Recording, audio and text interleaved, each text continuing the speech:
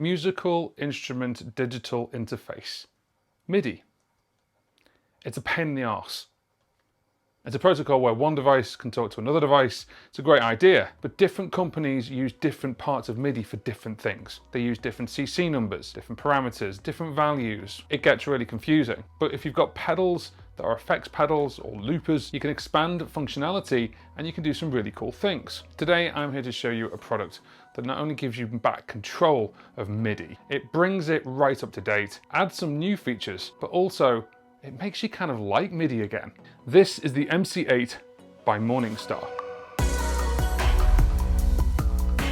The Morningstar, the MC3, the MC6, and this is the MC8 are MIDI controllers, but they are so much more than your normal push one button, does one kind of thing foot controller. This thing has 30 banks, each with a dual page of 8 switches, giving you 16 programmable presets per bank. And with the features on the back, you can go up to 22 presets per bank. For those who are not familiar with it, if you think about MIDI, each company and developer use them all very differently. Quite frankly, I think that scares a lot of people off. For example, with loopers, Boss programmed the RC5 and RC500 with CC numbers, and the value of 127 means on and 0 means off. Let's move over to something different, the Headrush Looperboard.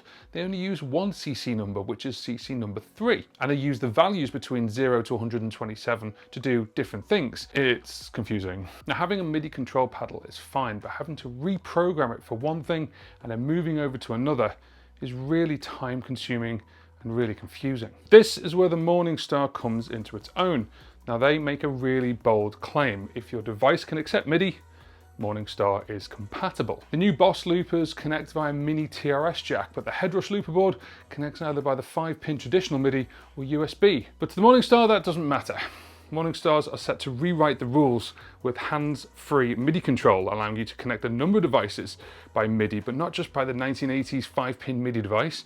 It can do that, but also this device has USB and it has 1/4-inch TRS ports as well. So because you have 30 banks of 16 switches, 8 per page, you can program it to do, well, anything you want really. It's a blank page. So I've set up bank number 1 for my Boss RC500, but I've set up bank number 2 for the Headrush Looperboard. This is amazing. I don't need to rewrite the whole MIDI controller if I just wanted to do something else. Now, here is where the Morningstar sets itself apart. The 1/4-inch ports are Omniports.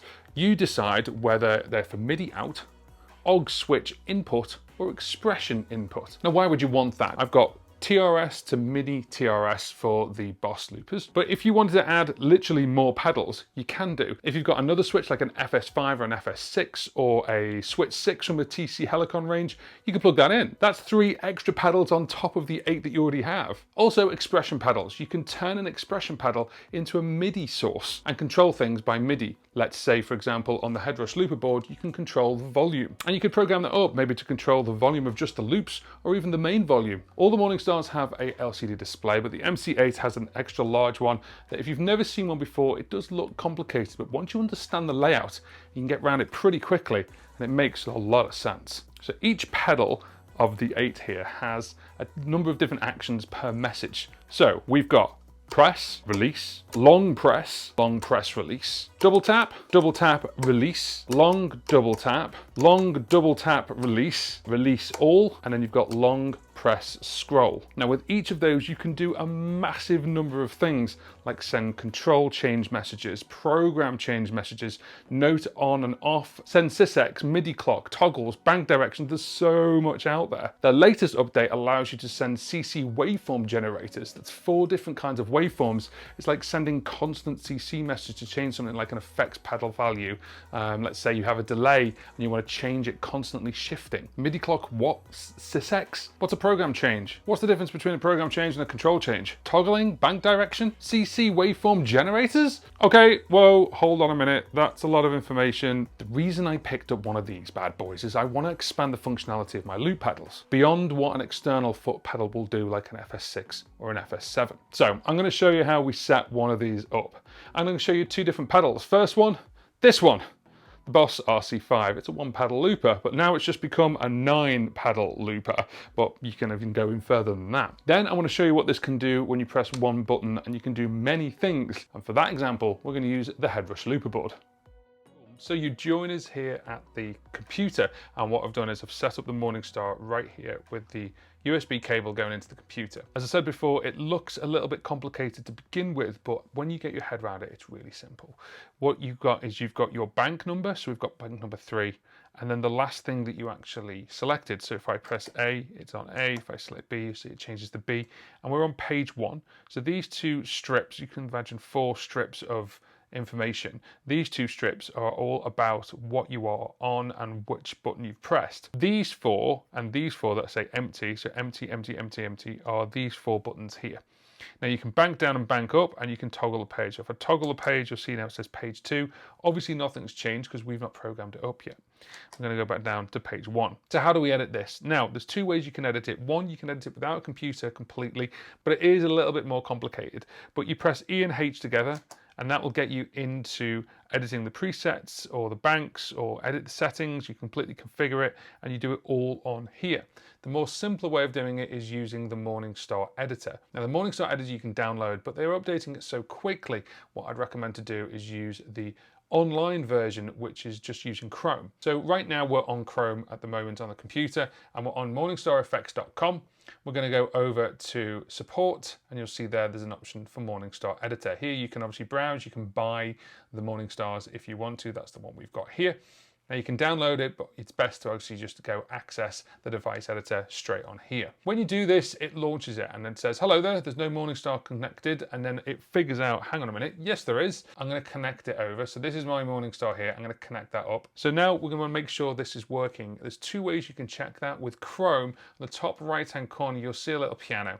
And if that little piano is there, it says this page has full control of MIDI devices, and you've allowed that, that should work. The simpler way to do it is if you would just press a button, you'll actually see that it changes on here. So if I go A, B, C, it says we're on bank 3. And also you'll see it says in edit mode actually on the Morningstar. Now the editor, it looks really complicated. Again, it's not. It's just got lots of the same things. So first of all, we're on bank 3. I've got 2 banks set up already for the RC500 and the Headrush Looperboard. But we're going to use bank 3 as a completely blank bank. And then what we're going to do is we're going to use preset A. Now you've got preset A to H, and they are the first 8. Then you've got I to P, and that is basically page number 2. The last 6 letters here, the presets, are for external switches. So if you've got something like a switch 3 or an FS6 or an FS7, you can plug those in and have even more presets available to you. So there's a total of 22. Then you've got expression pedals. Now you can have 4 expression pedals if you wanted to. It doesn't matter. So you've got expression 1 to 4, which is input 1 to 4 on there. I hope you're starting to see how versatile this is, and we haven't even programmed anything yet. So what we're going to do is we're going to go with page 1, bank number 3, page 1, and we're going to go with A. And we can see as I've just tapped that there, that's gone to A there. So what do I want this to do? This is where I would turn around and go, piece of paper and a pen, what do I want it to do? So we're looking at the RC5. So first of all, we want to basically change these over to buttons that you can't normally do on the RC5, or that would only require 1 press as opposed to a double press or a hold down. So we want to change that over. So let's start with preset A. So what I want to do is on preset A, I want to give it a name. So first of all, we're going to have stop. On the RC5, you have to double tap to hit stop. It's really nice to just press 1 button and stop. I'm just going to call this stop. I can give it a toggle name as well. I can give it a longer name, so I could say stop all loops. There's only 1 track loop, but I could put anything on there. Now, if I just save that as a preset, you'll see that it saves and it's successful. So now we've sent that over, you can see it says stop there as opposed to empty. If I tap on it, it's giving you the long name, which is stop all loops, and you can put that whenever you want. So the first one, as I said, is stop, and we want to basically send a message over to the RC5 to say, when I press this button, stop the loop. Message number 1, right through to 16, you can send 16 messages per pedal, and that's insane. But we're just going to do 1 for now. The action, you've got lots of different actions, and we've just gone through them before. So you've got all these different actions you can do. We're just going to do a press, and then we've got the type, and this is where it gets really deep, and we can go so far into this. But you've got standard stuff, you've got utility stuff, you've got device stuff, you've got other devices, you've got other keystroke. We don't need that, we just need control change. So if we click control change right now, this will open this up, and now it's asking us 3 things. Which CC number are we using? What's the value? And then what's the MIDI channel we're going to send it on? That's it. That's basically all it's asking for. Now this is the point where you need to pause, and then we need to go and reference the thing that you want to control.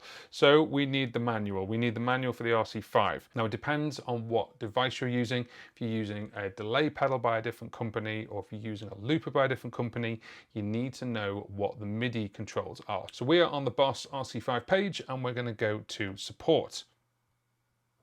So we don't need the owner's manual, what we need is the reference manual. The reference manual gives us all the information we need for all the MIDI stuff.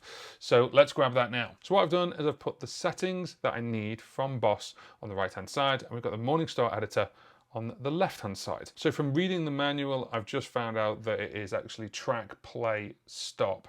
So what we're going to do is we're going to do this slightly differently. So we're actually going to do stop start. Let's call it that instead. The press that we need is a control change, and we know it's a control change, and we can dictate this on the RC5. So I'm going to use CC80. So let's go over to CC80. Now the value is a weird thing with the Boss RC5. Just for example, you need two controls, one to press down and the other one to release. So what we're going to do is the value 127 is on, and that's fine. I'm going to send it to MIDI channel 1, and on the RC5 we'll tell it to receive it on MIDI channel 1. Then on the message number 2 we're going to say release, and we want that release to be a control change, and we want it to be exactly the same. We want it to be the same CC number, which is 80, but we're going to leave the value at 0, which is off, and that's it. Now if I save that preset, it's saving it, it's sending it over. So we now have start stop. So what we can do is here you can see at the Morningstar Editor there's edit preset, edit bank. So let's edit the bank. And what we're going to do is we're going to give the bank a name. We're going to go RC5 and save the bank name. We'll now see this come up. There it is, RC5. We're going to go over to MIDI monitor. So if I press this, yep, there we go. So that is working. That's coming up every single time. Now you can edit the bank if you want to send a different message, and you can send on enter or exit, do something. When you go into this bank setting, what I want you to do is go into looper mode. And this is a mode that Morningstar have set up to give it better latency or reduced latency, for example. Or you could say when you go into this one, I want you to change something else. So I want you to change a different setting for the looper. So when I go into this setting, the looper goes onto memory 80, and you can do something like that, for example. Really, really clever. But the presets, we've just done preset A, and then preset B is blank, and we just follow on. So we can go, let's have a look, what is there? Let's do an undo. Okay, so undo, redo. So the first message is going to be a press, and then we're going to go control change. And then what we want is, I'm going to use 81. 81, control change is 127, which means it's on. And then we do a release, and then that's a control change as well on 81, and the value is 0. So I've used 80 and 81, there's 6 left because you've got a total of 8 on the RC5. Let's save that. And now we should see undo, redo. Now they're a little bit close together, but we could change them, and you can carry on like this. What I'm going to do is I'm going to show you what I've actually done with, for example, the RC500. I've got tempo. Now this one is really useful. This is actually MIDI clock, and all you need to do is you need to just send MIDI clock. I just want to send a MIDI clock tap. So as you can see here, we've got a press for, it's not a control change, it's just MIDI clock tap. That's it. Now, what's really clever is when I tap this more than once, so 2 taps or more, it figures out the distance between those taps, and it figures out the BPM. It then sends that BPM to the RC500. Watch this, 1, 2, 3, 4. Now, you don't see this on the MC6 or the MC3, but the MC8 has a bigger display, so you can see the BPM, and it will continue to flash even if I change a bank. So if I go to a different bank, it's still saying 109 beats per minute. I can go back down a bank as well. Next, I'm going to talk about the Headrush Looperboard. Now, the reason I'm talking about this is because they send different controls via MIDI, and it works in a completely different way. But I've actually on bank 2 already set this up, and one of the things you can't do really quickly on a Headrush Looperboard is clear all the tracks. Now, someone on YouTube, Owen, actually contacted me about this and said, can you do this? And I want to show you, yes you can. So what we've done on preset A is we've given it a name called Clear All. Now we've got the Headrush Looperboard manual here. We're going to skip over to MIDI. You can see here it's got 2 different ways of using MIDI. So it says here CC number 3 data range, and then they are the foot switch accents. So if we go over to the next page, you can see that everything's being sent on just one CC number. But this time what we do is we say what the data value is and what we can then do with it. So you'll notice over here we've got lots of different things like track fade, you could say 1, 2, 3, effects toggle on 1, 2, 3, and that's what I've done here. So effect 1, if I go up to here, this is E, so E is FX1, and CC number 3, we've just got a press, control change, and it's number 1. That's it. Now you don't need to put CC0, you don't have to put a second thing in to say turn off, it just doesn't need it. It's just the way that works. So I want to show you how we can actually put all these different things together. Let's use clear all. Now clear all you can do on the Headrush Looperboard, but it takes a bit of time, a couple of button presses all in one go. And certainly if you're live and you've got that set up, you don't want to use lots of different patches, you just want to clear it and get onto the next song really quickly. This is a really great option for that. So clear all, you can now see on here, we've actually got 4 message controls all at once. So let's have a look on the left-hand side. Clear track 1, track 2, track 3, and track 4 are 49, 50, 51, and 52 data notes on CC number 3. You with me? Right, so clear all, that's what it's called, and then when you press the long name, it says clear all track or loop tracks. So message number 1 is a press, it's a control change on number 3, and the value is 49. The next one is 50, the next one is 51, the next one is 52, so we've got 4 commands all on one button press, and that will instantly get rid of all 4 tracks. What we've done here is we've got the Headrush Looperboard and we've got the Morningstar plugged into it by USB. This is a setup that I've got just to show you what you can do. We're only scratching the surface of this. So we've got our clear all as we explained before, we've got tap tempo, we've got all fade, we've got start stop. At the top we've got FX 1 to 4 to turn them on and off. So what I'm going to do is I'm just going to set up a brand new track. So let's just clear all. Now I can tap the tempo by going 1, 2, 3, 4, 1, 2, 3, 4, and you can see it's actually changing here on the Headrush. This tap tempo is different to Midi clock. This is actually a tap tempo that's a control feature on the Headrush that you can send. So you don't get the BPM flashing on here. So it's not Midi clock send. We've got all fade where we can actually fade out the track, and we've also got start stop as well. So I put this in a certain configuration where I can actually use these as almost like one pedal loopers, and then you can see the effects at the top. So if I turn that on, the effects come on, but I've done that in a certain way because I want to show you that these work. So let's create a quick loop, and then what we're going to do is I'm going to show you a couple of things you can do with this.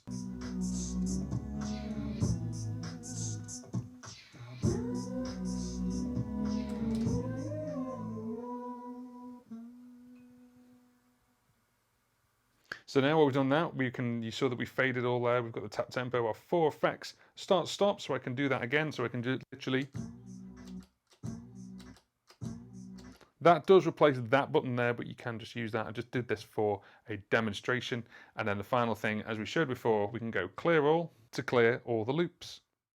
So this is the RC5, just to show you, this is the TRS cable that's going into the RC5 from the Morningstar. The Morningstar is being powered this time, and we've got a daisy chain power system going on there. And then we've got the cables for the loop station just going out to the PA. This time this is sending MIDI clock, so we can see that the BPM is kicking in there and it's flashing at the top there. So if I was to click it really quickly, you can see that it matches it. What we've done this time is we've got beat, start, stop, and we've got start, stop of the loop as well. So I can start the beat,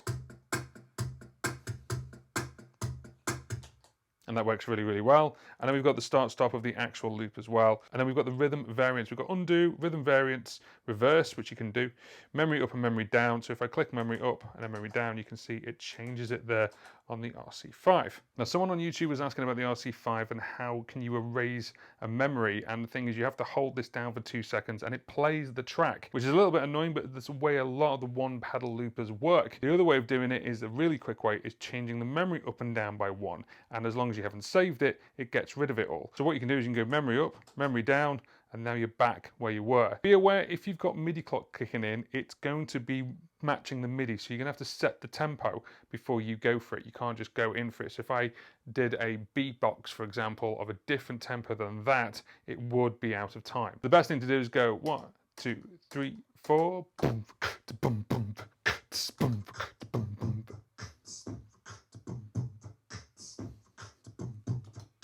Ooh, ooh.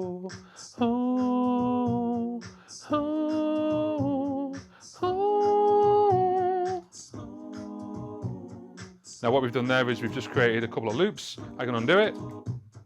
And the undo is instant, it's not 2-second hold, it's just press. And we can reverse.